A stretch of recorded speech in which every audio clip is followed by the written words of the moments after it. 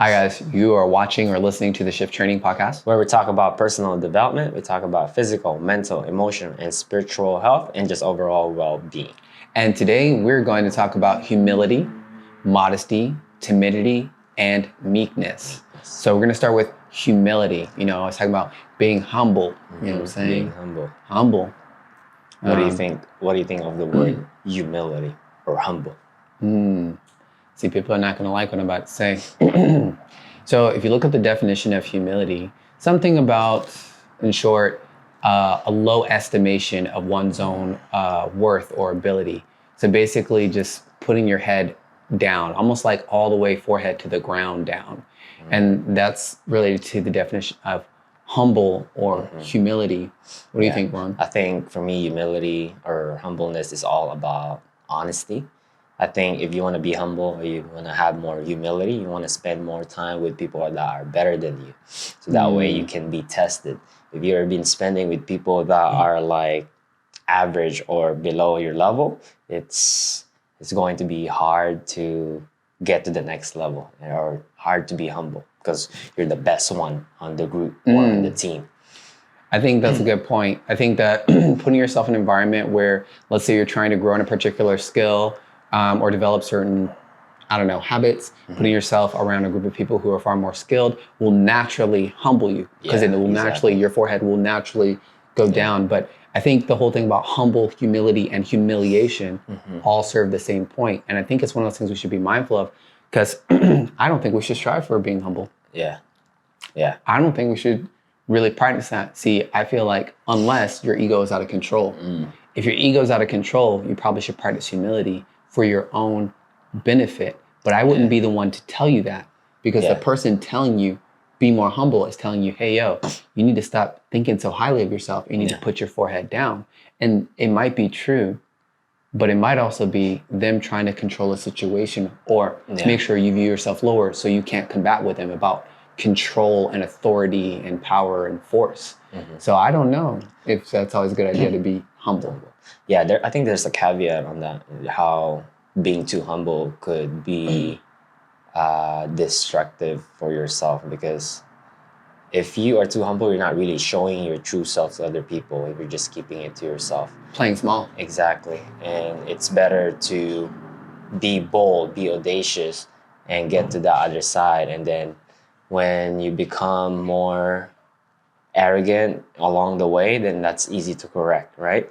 But if you're too humble, you're over here. There's a saying where it says, it's greener on the other side. But if you're too humble, you'll never see that other side. Does that make sense? Yeah, absolutely. Absolutely.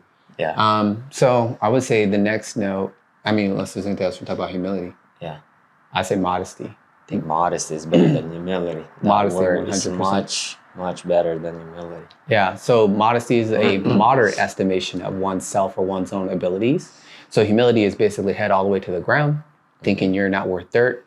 And modesty is a moderate estimation, meaning you understand your weaknesses, a little bit of your low points, a little bit of your high points.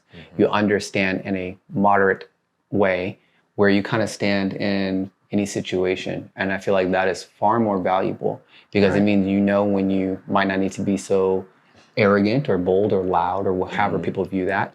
And times where maybe you need to speak up and be a little bit more vocal. What do you think, Lon? Yeah, I totally agree with all of what you said. I think people that are modest, they don't brag about their own achievements in life, whatever it is, just to feed their ego.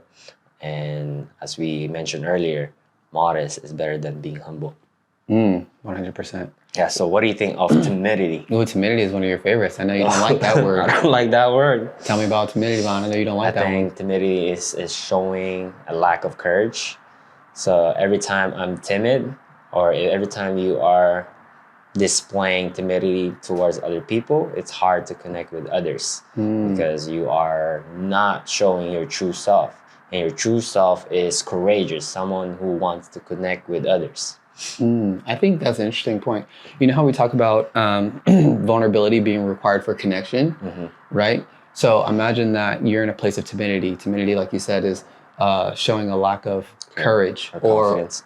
Confidence, courage, and being stuck in quick to respond via fear, right? Yeah. So how vulnerable can you be if you're stuck in a fear response? Can't be.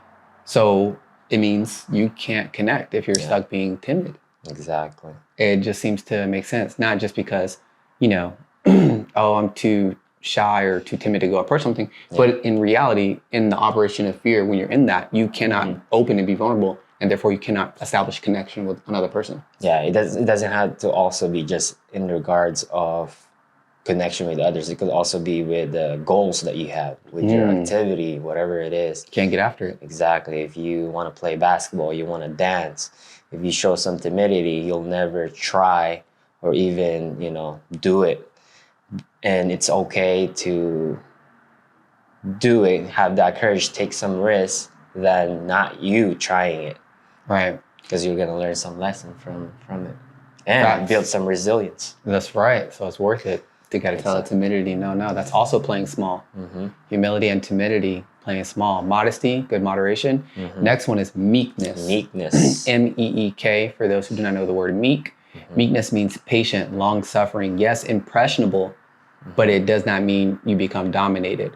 The best way I was taught this a long time ago was imagine a horse. A horse can be meek. You can ride a horse, but don't ever be mistaken about what that horse can do to you while you're riding the horse. Horse could just toss you and buck you and it'll be game over for you. That's it. Horse is patient, long-suffering, it can be kind, impressionable, but it is not without power. It is not weak. So I see this word as something as shy. So there's a difference between timidity and shy for me. Timidity, as we talk about, lack of confidence, lack of courage. In shyness, you could be shy, but that doesn't mean you can walk over this person. He will bite you like a dragon. Ah, interesting. Yeah. So I'm shy, but I'm powerful. I never thought about shy like that. That's interesting. I want to process that. Well, I think that's it for humility, modesty, timidity, and meekness. I would say gravitate away from humility to modesty. Gravitate away from timidity to meekness. What do you think, Juan? I agree. All right. Is there anything else? That's it for us. All right. Where can they find us? Don't forget to follow us on our social media, Shift on Your Life. And don't forget to subscribe to our podcast, Shift Training. All right, guys. Thank you. We appreciate you. And we hope that you have a fantastic weekend. Peace.